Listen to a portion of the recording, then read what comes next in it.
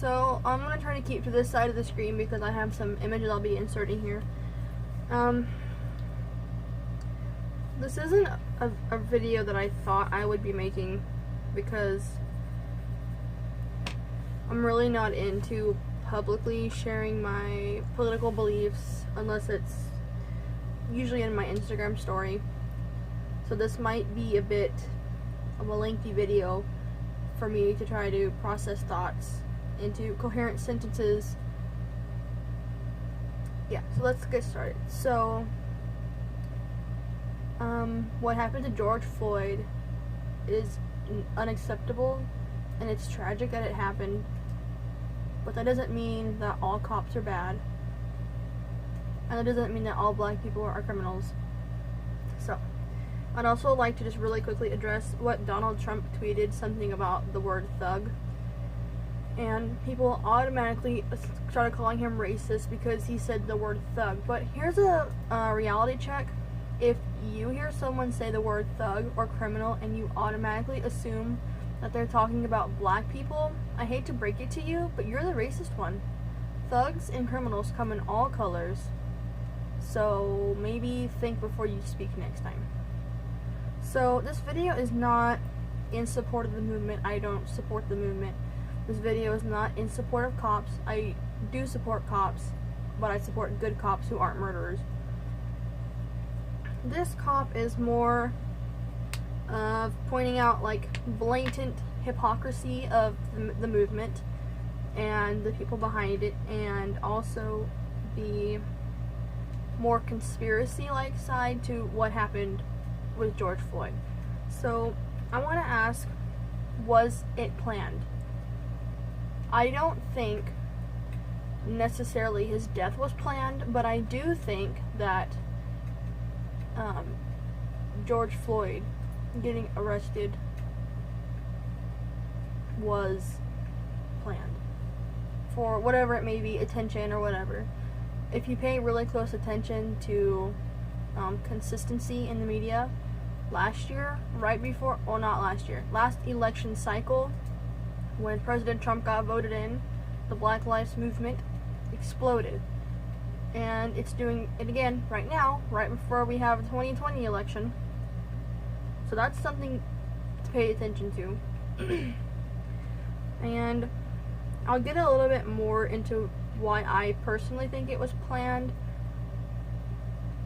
And maybe it's pure coincidence, but I'll get into that a little bit later. So the next question I have is, do black lives really matter? And the obvious answer is yes, of course. All lives matter. All lives matter, including the lives of the unborn from the moment of conception. Either the right to life is protected from the moment of conception, or it never is. And you really shouldn't be toting around saying that Black Lives Matter when the biggest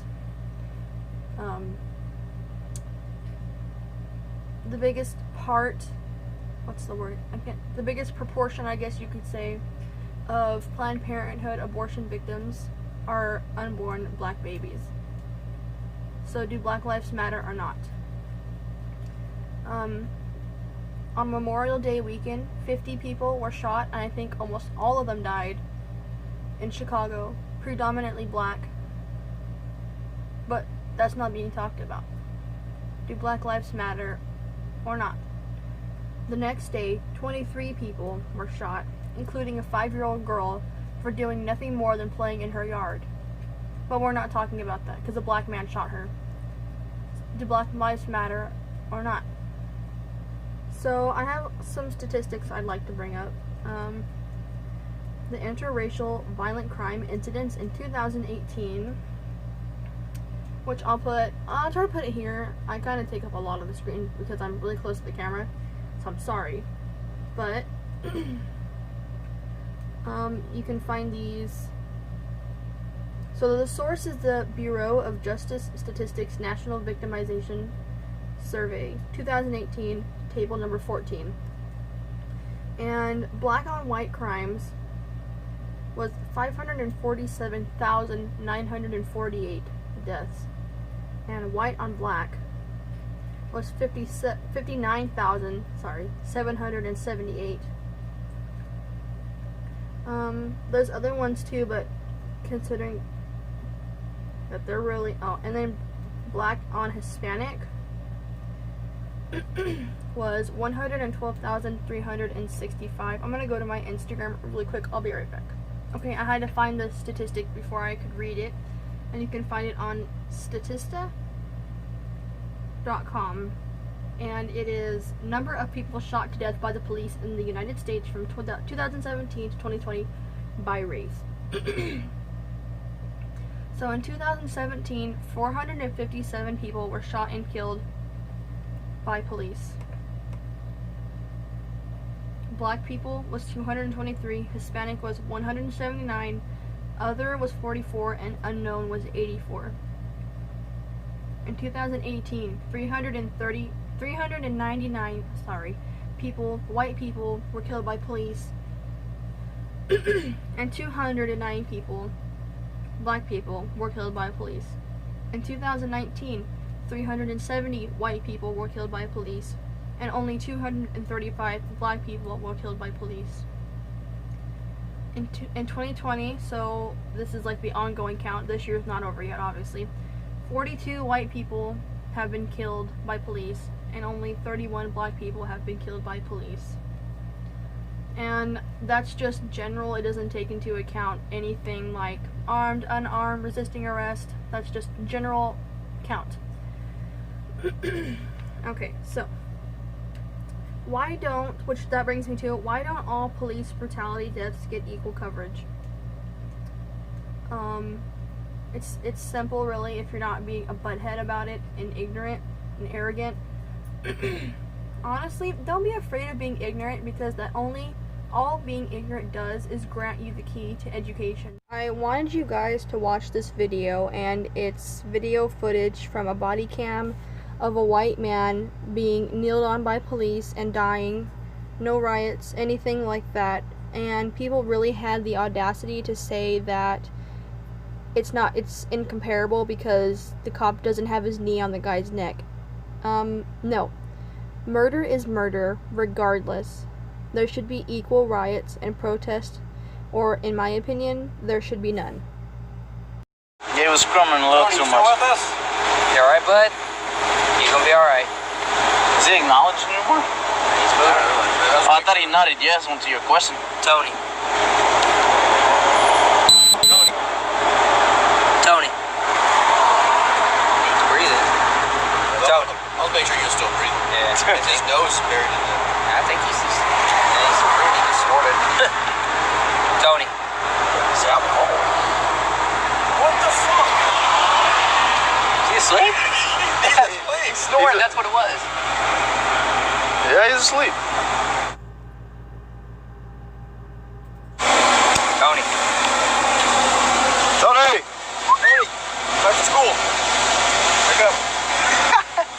I don't want to go to school, Mom. First day, you can't be late. Tony. We bought you new shoes for the first day of school. Come on. Made breakfast, scrambled eggs, your favorite. With waffles. Waffles. Rudy Tooty Fruity waffles. I think he's out cold now. Yeah, This might wake him up. Oh, he just got quiet. All of a sudden, just bloop. The dark him. Oh, there he comes.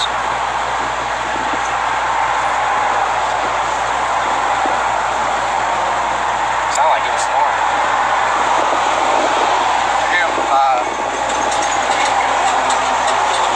The dark him.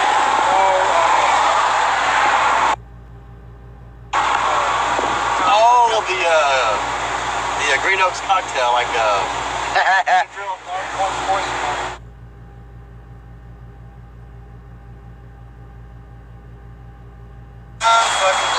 Yeah, he's not breathing.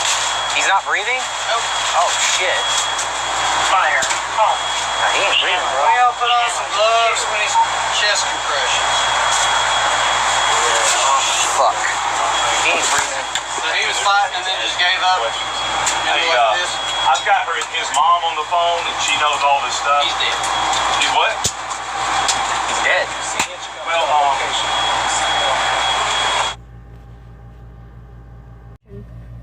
ignorant about something you are, the more you can learn. So don't let anyone tell you that being ignorant is a bad thing, because all that means is you have so much room to learn and grow. So, why don't all police brutality deaths get equal coverage? Because they don't fit the narrative, like I said before. Black on black crime. The biggest death of any racial group is black on black crime because of gangs and stuff like that. And that doesn't get talked about because it doesn't fit the narrative that black people are oppressed or that they're victims. And I'm sorry to break it to you, but statistics are not racist. Numbers are not racist. Facts are not racist. I also just wanted to say that the way you feel does not create reality. You're not oppressed just because you say you are. So, let's get into the more conspiracy side, and I also want to talk about this really briefly. This black lady was babysitting this white baby, and she was tired of the baby, so she killed her. No one talks about this. Why does this not get coverage? Because the woman is not white, and the baby is not black. So, now, conspiracy time. I read somewhere that, if this is true, that the Asian cop that was there with Derek Chauvin when George Floyd passed, his sister is married to Derek Chauvin, whatever, it doesn't matter. I don't really care too much about pronouncing a murderer's name right. So, if that's true, that just means that this is all tied together, and it could be pure coincidence. Also, I read that George Floyd and Derek worked together at a bar or a nightclub or something, and they both got laid off because of coronavirus, I believe. So, if you look at the original mugshot taken of Derek, I'll put it here, that's not the same person. You can look at the hairlines and tell that's not the same person. So I did a reverse image search, which I won't include here, I just did it just for funsies, on this guy. I believe he's on this side of the picture, and all it did was bring back stock photos of a man. So I think that was in response to immense riots trying to just say that, okay, we got him, you guys can stop now, because actually no, we'll get into that later. So you can tell it's not the same person. Something else I thought was interesting, that is the idea that there are crisis actors, which at first I thought, like, that's not true. That's stupid. Why would you even say that? These people are in the midst of tragedy and they're just full of raw emotions, and you're saying that they're actors? They're some dang good actors then. So I found this picture here, which shows the cops that were with Derek, also at some other event, and also this lady that was at a riot in a wheelchair, like allegedly confined to the wheelchair, but then she's smiling, and I guess she made headlines, like media headlines, because she was going around in her wheelchair stabbing people at the protest. Well, those aren't protests, those are riots. Normally, if you're doing a peaceful protest, you will not be met with police violence because they have no reason to. But if you're rioting, and here's the definition of riot: violence. Violence is met with violence, but violence is not the answer. So, that was just some, like, brief stuff. Oh, I also have this right here pulled up. 20 puzzling questions about the George Floyd murder, which I would like to read. Just because. Okay, so it starts off saying, dude, what in the world is going on with this George Floyd case? Keeps getting weirder and weirder. Ponder on these questions too. Why did I just get a message? Leave me alone, please. Thank you. So it says, Why does one photo from behind show the man on the road is not handcuffed, and the video from the front shows that he is? And this is stuff I don't have videos and pictures of. These are just questions. So I'm just going to read them off, and you guys can think about them, assuming they are all true. Why is the cop car in the restaurant surveillance video different? Why does the cop car in the restaurant surveillance footage have a different car number than the one Floyd was lying behind in bystander videos? Why were the cops in the surveillance footage that arrested him different than the police in the actual incident? Why does the video show diesel fuel price as 99 cents instead of the regular price in the area of $2.49? Why is Walls acting like this is all okay? I don't know who that is. Is that a person? Tell me in the comments, please. Why does Derek have a completely different police badge on top of a second police badge matching his partners if they work for the same precinct? Okay, I read something like somewhere else that Derek's neighbors said that they've never seen him going out of his house or coming in uniform. Like, they didn't even know he was a cop until this happened, which made me think, but they could be lying for all we know. So the next question is, why is it not odd that both officers I do not know how to say his name, I'm sorry if I pronounce it wrong, Thao? I don't know, I am as white as they come when it comes to pronouncing foreign names. So why is it not odd that both officers, the Asian one and Derek, have both previously been investigated for excessive use of force and not charged by State AG Amy Klobuchar? Additionally, Officer Derek Chauvin is married to his partner's sister, Kelly. And going back to the uniform thing, he could have just changed before he got home if he didn't want his uniform to get, especially during COVID. I have my mom's friend, she has to change at work, leave her uniform there, and come to work the next day in her new uniform. So I don't doubt maybe that happened if it only started happening during the virus breakout. So, is there any cop dumb enough to continue kneeling on someone's neck for 8 minutes when surrounded by people and being video recorded? If the cop is a rookie, like Derek allegedly was, yes, he could not know proper technique, especially if becoming a cop has been limited to 6 months of training, which is not nearly enough at all. Anyone who is the slightest bit into police shows knows that if you're truly trying to restrain someone and they're on their stomach already in handcuffs, if you're just trying to hold them down, your knee should be either in the middle of their back or near their shoulders, not on their neck. So, is it possible for the deceased cousins and fiance to be completely tearless during interviews? Everyone deals with grief and shock differently, so yes, possibly. Why does the main cop have one hand in his pocket most of the time he's kneeling? Yes, that is what did it for me. That is what drove me into the conspiracy side of this, is why is he just kneeling there casually? If he's really trying to restrain George Floyd, why are his hands not as engaged, or engaged at all, as the rest of him is? Like, usually if you're trying to restrain someone, your whole body its effort is put into holding them down, if they're even resisting in the first place, which from what of the video I could stand to watch, he wasn't. He was just laying there. Alright. Why did the kneeling officer appear completely cool and calm, as if he was posing for the camera? I don't know.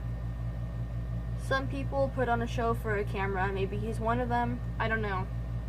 Does it seem strange that Floyd and the officer that kneeled on his neck worked security together on the same shift at the El Nuevo Rodeo Club? The officer, for 17 years, both were laid off because of the COVID virus.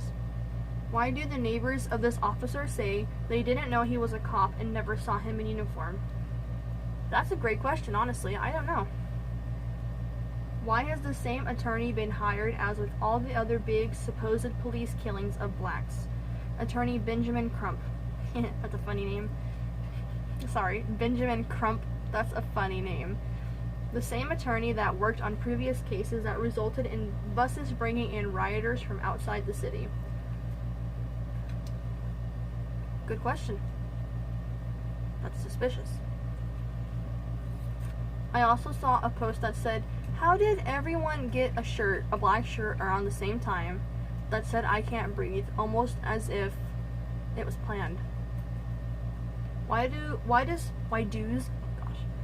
store surveillance video show Floyd calmly and submissively walking with the officer and not resisting arrest, while the officer gently allowed him to sit down on the sidewalk and multiple officers calmly chatting with him? Is this the kind of suspect that a police officer would feel the need to put on the ground and place his knee on his neck? I don't know, maybe he's got like bipolar disorder, the cop. Excuse me. And he snapped. I really do think that while someone is becoming a cop, there needs to be intense psychological evaluations going on, because you never know how power affects someone's ego until it's too late. Why did the EMT workers, wearing police uniforms including bulletproof vests, roughly handle and dump the unconscious George on the stretcher? This is not how trained emergency workers lift a person with a possible neck injury. Why do they not attempt triage or try CPR?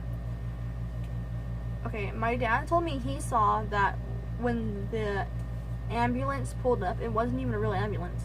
But I don't know. I can't attest to that being true. I haven't seen the footage of that. And usually, if someone is pronounced dead, you don't try CPR. It won't help them. If it's been like a certain amount of time since someone has stopped moving or breathing, you just pronounce them dead. You wouldn't try CPR on a dead person. Can someone really not breathe when someone kneels on his neck, and is the victim really able to speak for considerable periods of time if he can't breathe? Exactly.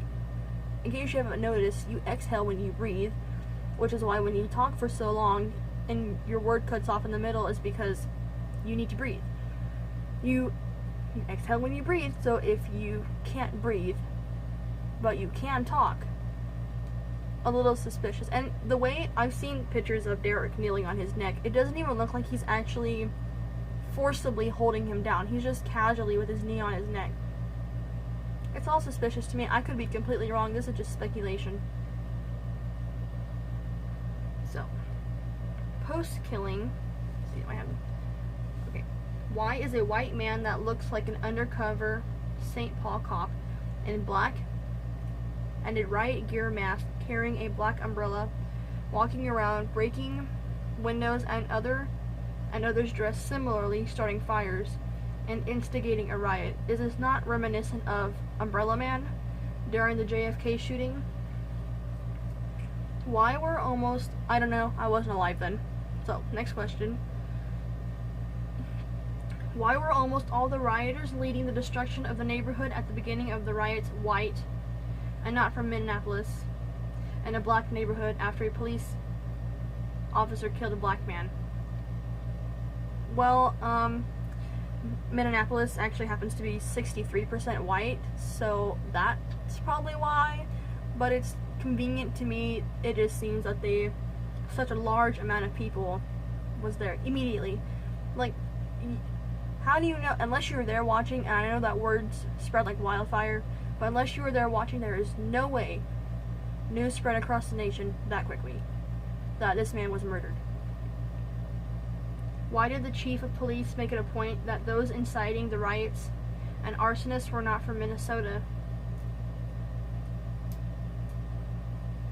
I don't know. I mean, you could always have a riot in your own town, so why do you feel the need to travel somewhere else? Why was a CNN news crew not only detained but also arrested? I don't know. I did see that though. What did I miss? Was the last question on the article that I just spent time reading. So, how do I feel? I do not support the movement. It may have started with a good cause. That's not what it's become. It's become about chaos, in my opinion. The way these rioters are acting only further proves that they deserve to get treated how they're being treated, because normally If you want to be respected, you act like someone who deserves to be respected. You don't act like a hooligan and then demand respect from someone. You know? So, I don't think that when something happens with a cop, it should immediately be made about race. It shouldn't be, ooh, white on black, let's get him, or ooh, black on white, let's get him. It should be, a cop killed someone, let's fix this together. The problem too, okay, first of all, this is not a race problem, it's a social justice issue, and the answer to those issues is unity, not more division, but that's what the left wants. The left wants division, the left wants polarization of politics, and we can't allow that to happen if we want to solve these problems. So, these questions are good or interesting to look into if you guys want to. Don't be jerks in the comments, or I will turn them off. If you want to have adult conversations, those are encouraged. So, you guys have a great day, and always stay curious. I just want to say one more thing before the video ends. If Black Lives Matter, then act like it. Be as passionate about the value of Black lives every second of every day like you are when something tragic happens. If you, the Black community, can pull it together and work for what they claim they stand for, the Black community will thrive like never before. If they can wake up to the left's lies and not be brainwashed into thinking that the Democrats are helping when in reality, they're not. What have the Democrats done for you in the past 10 years that has helped you? What have they done in the last 50 years besides give you welfare? Did you guys know that Black people were doing just as well, if not better, than white people before welfare was introduced? And then it plummeted from there. Single father rates declined. I think we as society need to reestablish and enforce the idea of a nuclear family, because that is the biggest factor of Black men in prison. It's not really smart of you to say, like, to bring up mass incarceration, because logically, if someone doesn't want to go to prison, then they shouldn't be caught committing crimes, right? Is growing up in a single parent household because they don't have a father figure, so just to try to fulfill that subconscious need for a strong male figure in the house, they turn to crime, they turn to gangs, they turn to violence in general. And I just think the answer to all of these problems that we're having, the ones that do exist and the ones that don't, that some people are claiming do, is unity, not division.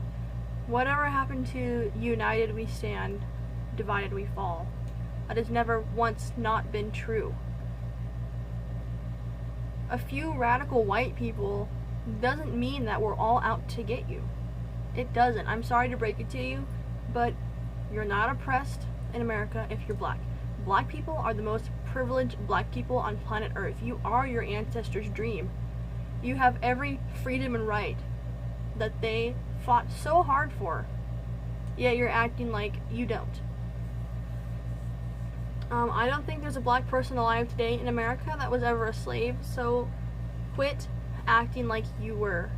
You do not have the right to claim the hardships and the challenges that your ancestors went through,